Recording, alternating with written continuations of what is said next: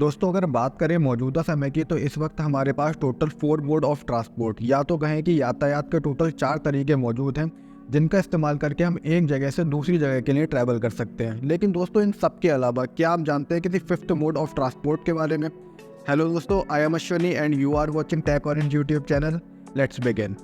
तो दोस्तों दुनिया के एक जाने माने बिजनेसमैन है इलॉन मस्क, जिनके एक प्रोडक्ट को लेकर मैं पहले भी वीडियो बना चुका हूं। तो इस वीडियो के बाद आप उस वीडियो को भी चेकआउट कर सकते हैं। उम्मीद है आपको पसंद आएगा।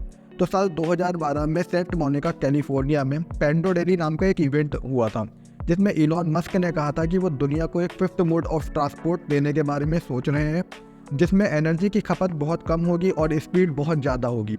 शुरुआती तौर पर इलॉन मस्क की कंपनी स्पेस एक्स और टेस्ला के इंजीनियर्स ने मिलकर इस कॉन्सेप्ट पर वर्क किया और इसको नाम दिया गया हाइपरलूप। इसके एक साल बाद साल 2013 में इलॉन मस्क ने हाइपरलूप के कॉन्सेप्ट को दुनिया के सामने ओपन सोर्स कर दिया और बड़ी बड़ी कंपनीज को इनवाइट किया कि वो आए और हाइपरलूप के कॉन्सेप्ट पर वर्क करें, जिससे कि दुनिया को एक हाई स्पीड, कोलिजन फ्री और बहुत ही लो पावर कंजम्पशन वाला एक fifth mode of transport provide किया जा सके। सो दोस्तों hyperloop transportation technology that is hyperloop TT, virgin hyperloop और द बोरिंग कंपनी जैसी बड़ी बड़ी कंपनी हाइपरलूप को डेवलप करने में लगी हुई हैं। तो हो सकता है आगे आने वाले कुछ सालों में या कुछ दशकों में आप हाइपरलूप के एक साकार रूप को देख सकेंगे। तो दोस्तों अब बात करते हैं आखिर क्या है हाइपरलूप और किस तरह से काम करता है। दोस्तों हाइपरलूप की वर्किंग को समझने से पहले जरा इन बातों पर गौर करते हैं कि जब भी कोई व्हीकल रोड पर चलता है तो उसे मेनली दो अवरोधों का सामना करना ही पड़ता है, जिसमें पहला होता है फ्रिक्शन और दूसरा होता है एयर ड्रैग। तो अगर इंजीनियर्स हाइपरलूप के तहत लगभग 1200 किलोमीटर प्रति घंटे की रफ्तार को अचीव करना चाहते हैं तो उन्हें इन दोनों रुकावटों को लगभग खत्म करना होगा। तो आइए अब समझते हैं हाइपरलूप के कॉन्सेप्ट को।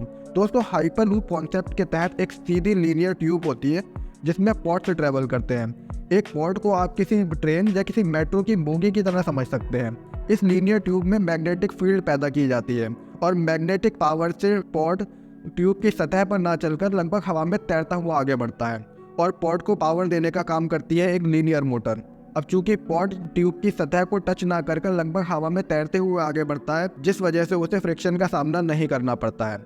अब दोस्तों एयर ड्रैग को ख़त्म करने के लिए ट्यूब से लगभग 95% एयर को सक करके बाहर निकाल दिया जाता है, जिस वजह से ट्यूब में लगभग वैक्यूम पैदा हो जाता है और अब इस वैक्यूम तो ट्यूब के अंदर पॉड से ट्रैवल करते हैं, जिससे कि उसे एयर ड्रैग का सामना नहीं करना पड़ता और पॉड मैक्सिमम स्पीड अचीव कर पाता है।